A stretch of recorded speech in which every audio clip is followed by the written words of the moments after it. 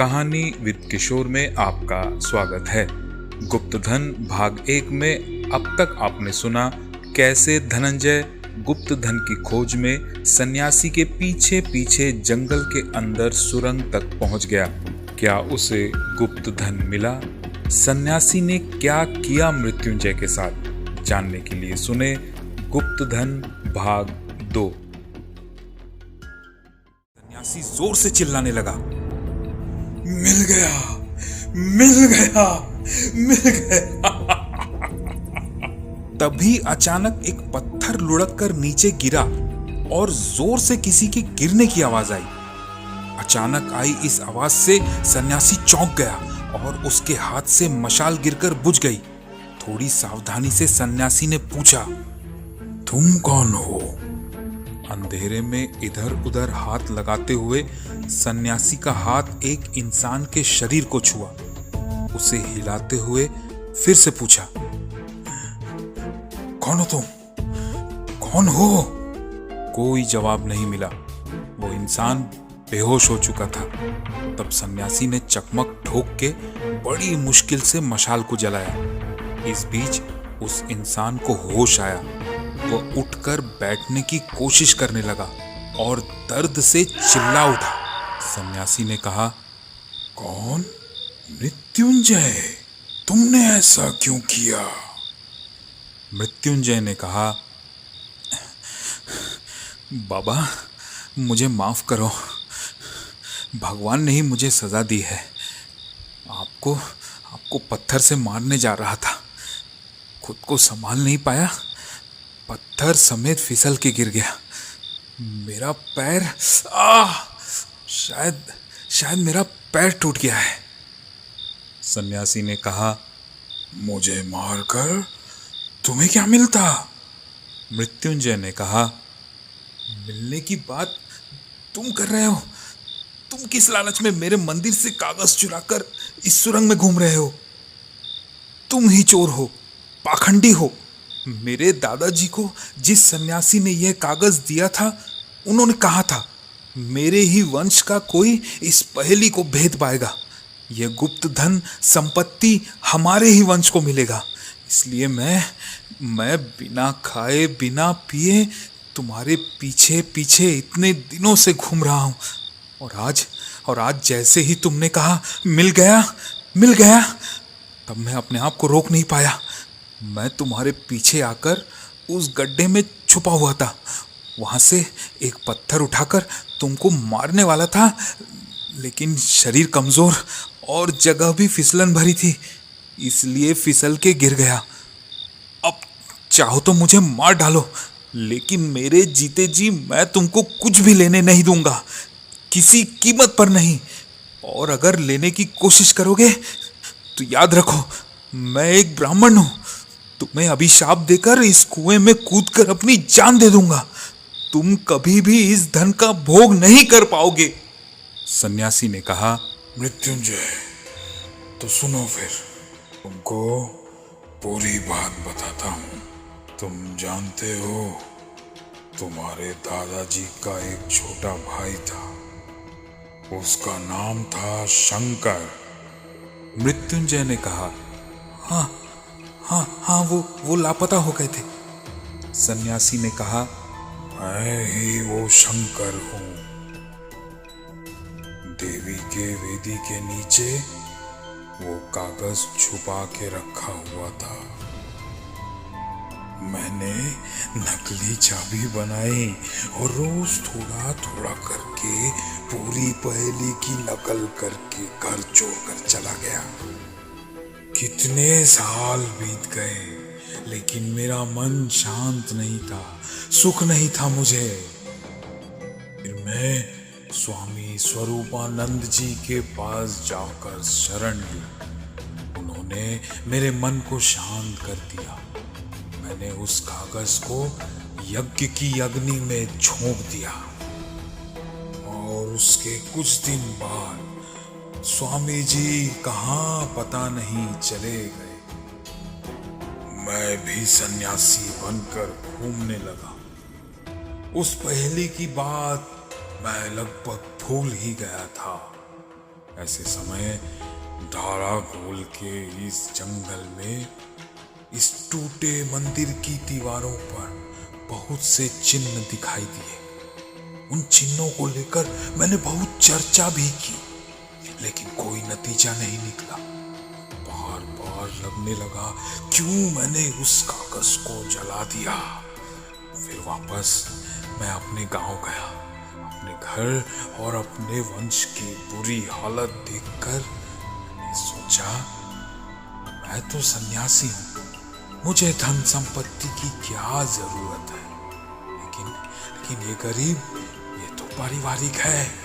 अगर मैं गुप्त धन को ढूंढकर इनको दे दूं तो इसमें कोई दोष नहीं होगा। वो कागज कहाँ छुपा हुआ था ये मुझे अच्छे से पता था।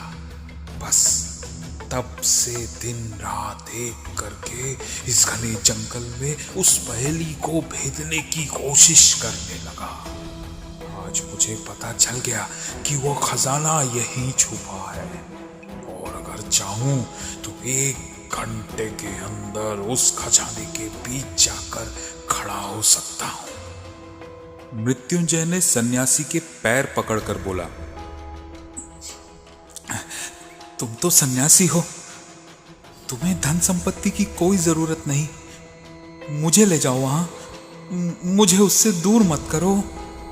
शंकर ने कहा, आज मैं बंधन मुक्त हो गया।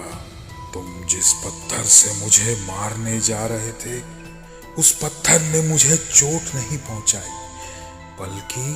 बल्कि मेरे मन को तोड़ दिया। आज मैंने लालच और वासना का गंदा चेहरा देखा। मृत्युंजय ने फिर से शंकर के पैर पकड़कर कहा, तुम तो सांसारिक बंधन से मुक्त हो गए हो, लेकिन मैं नहीं हुआ हूं। मुझे इस खजाने से दूर मत करो। ना ना ना ना ना। तो फिर तुम अपना ये कागज ले लो, और खजाना ढूंढ सको तो ढूंढ लो। ये कहकर अपनी लाठी और वो कागज मृत्युंजय के पास रखकर सन्यासी वहां से चला गया। मृत्युंजय ने कहा, मुझ पर दया करो, मुझे इस तरह छोड़कर मत जाओ। मुझे दिखा दो ना मुझे। कोई जवाब नहीं आया। तब मृत्युंजय लाठी के भरोसे सुरंग से बाहर आने की कोशिश करने लगा, लेकिन सुरंग में इतनी बाधाएं थी कि वो थक के एक जगह सो गया। जब उसकी नींद खुली तब उसे पता ही नहीं लगा कि अभी दिन है या रात, या क्या समय हुआ है। बहुत भूख लगने के कारण अपने चादर में बंधा हुआ चूड़ा निकालकर खा लिया। उसके बाद फिर से सुरंग से निकलने की नाकाम कोशिश करने के बाद थक के एक जगह बैठ गया। मृत्युंजय ने जोर से पुकारा, सन्यासी, ओ सन्यासी, तुम कहाँ हो तुम? पास से ही जवाब आया, मैं तुम्हारे पास ही हूं, क्या चाहिए बोलो। मृत्युंजय ने कहा, कहाँ है वो खजाना? मुझे एक बार दिखा दो। कोई आवाज नहीं आई। मृत्युंजय ने बार बार पुकारा, तब भी कोई आवाज नहीं आई। मृत्युंजय फिर से सो गया और फिर अंधेरे में जागा और पुकारा, तुम हो? कोई है?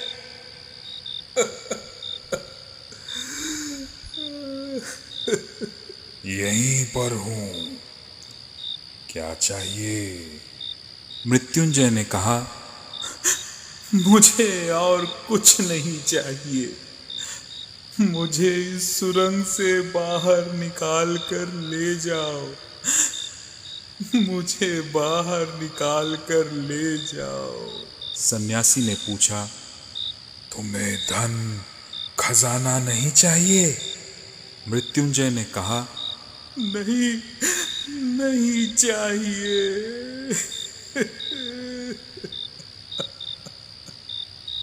तभी चकमक रगड़ने की आवाज सुनाई दी और कुछ ही देर में मशाल से रोशनी हो गई।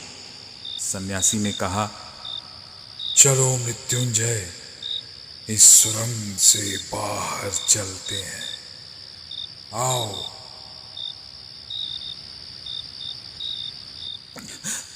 बाबा बाबा बाबा, तो क्या सारी कोशिश, ये सब कुछ व्यर्थ चला जाएगा? हाँ, इतना कष्ट सहने के बाद भी क्या हमें खजाना नहीं मिलेगा?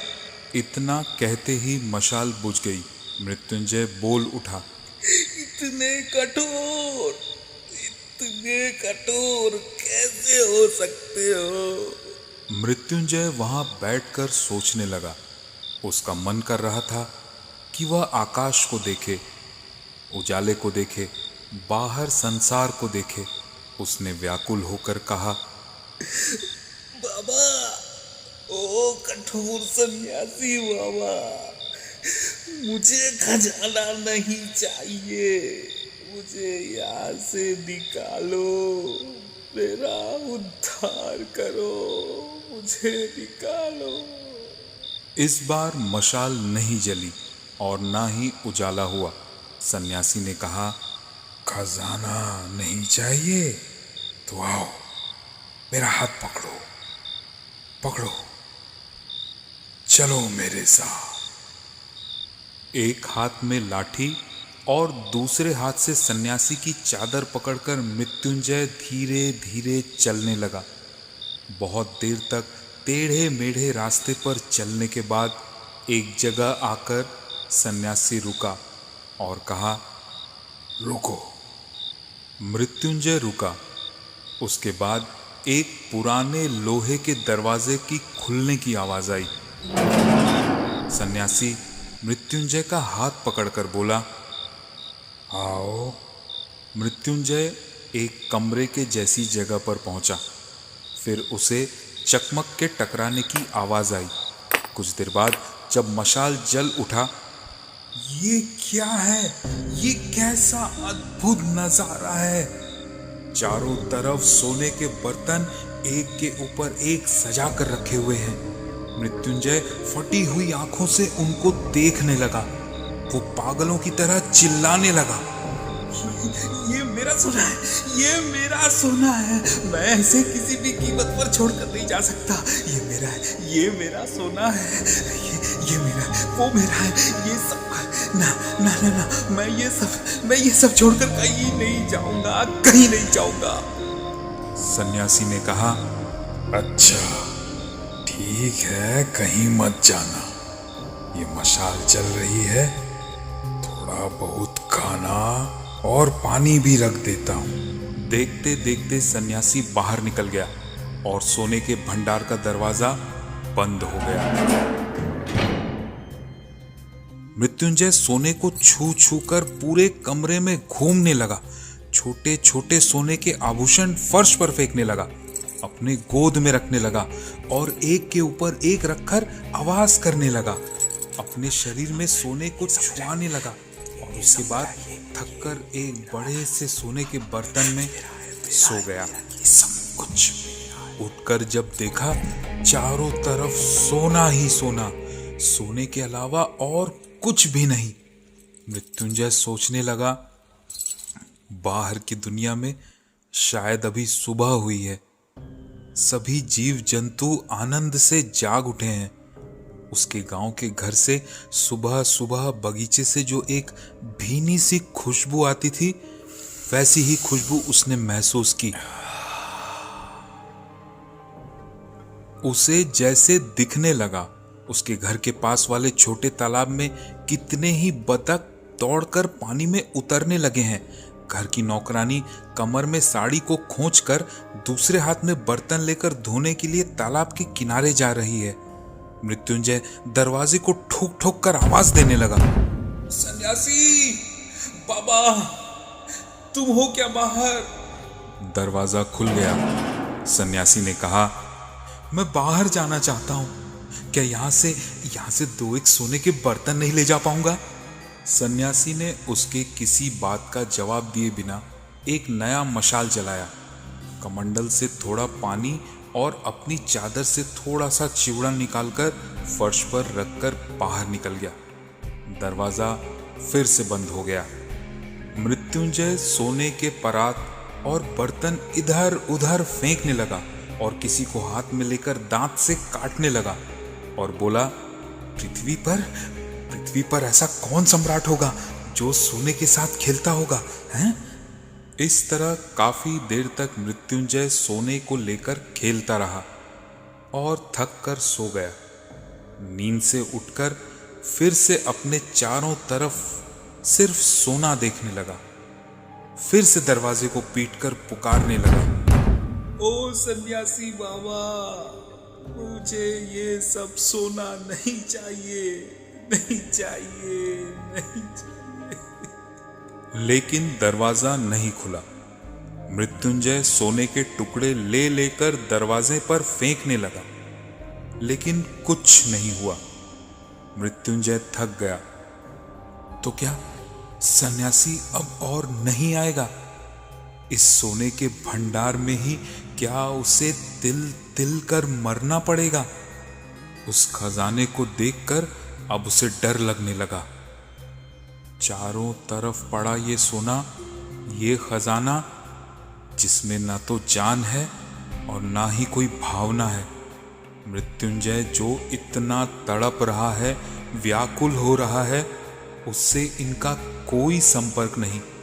ये सोने के टुकड़े, ना तो इनको रोशनी चाहिए, ना आकाश चाहिए, ना इनको हवा चाहिए, ना ही इनको प्राण चाहिए। इन्हें मुक्ति भी नहीं चाहिए। ये इस अंधेरे में अपनी चमक के साथ कितने ही सालों से इसी तरह एक जगह पड़े हुए हैं। बाहर क्या अभी शाम ढल रही है? गांव में सब घरों में संध्या प्रदीप की तैयारी हो रही होगी। धाराकोल गांव में जितने दिन वो किराने की दुकान में आश्रय लिया था, वो दुकानदार अब तक दुकान बंद करके धीरे धीरे गांव में अपने घर जा रहा होगा। इन सब बातों को सोच के उसे लगा, दुकानदार कितना सुखी है। आज कौन सा दिन है, क्या पता अगर रविवार होगा तो अब तक हाट बाजार के लोग अपने अपने घरों को लौट रहे होंगे। सारी दुनिया के इस विशाल सांसारिक यात्रा की पुकार उस तक पहुंचने लगी। वो जीवन, वो आकाश, वो रोशनी उसे पृथ्वी के सबसे महंगे रत्नों से भी अमूल्य लगने लगी। उसे लगने लगा, थोड़ी देर के लिए ही सही, वो मिट्टी, वो सूर्य की रोशनी, वो नील आकाश, पेड़ पौधों की खुशबू से भरी हवा, जी भर के अपनी आखिरी सांस में लेके मर सकूं तो जीवन सार्थक हो जाए। उसी समय दरवाजा खुल गया। सन्यासी मृत्युंजय का हाथ पकड़कर उसी गहरे कुएं के पास गया। अपने हाथ में उसी कागज को लेकर बोला, तुम इसका क्या करोगे? मृत्युंजय ने उस कागज के टुकड़े टुकड़े करके उस कुएं में फेंक दिए। सन्यासी ने कहा, सोने के भंडार से भी बड़ा भंडार यहाँ पर है, एक बार जाओगे? मृत्युंजय ने कहा, नहीं। सन्यासी ने कहा, पर देख कर आने की इच्छा भी नहीं है।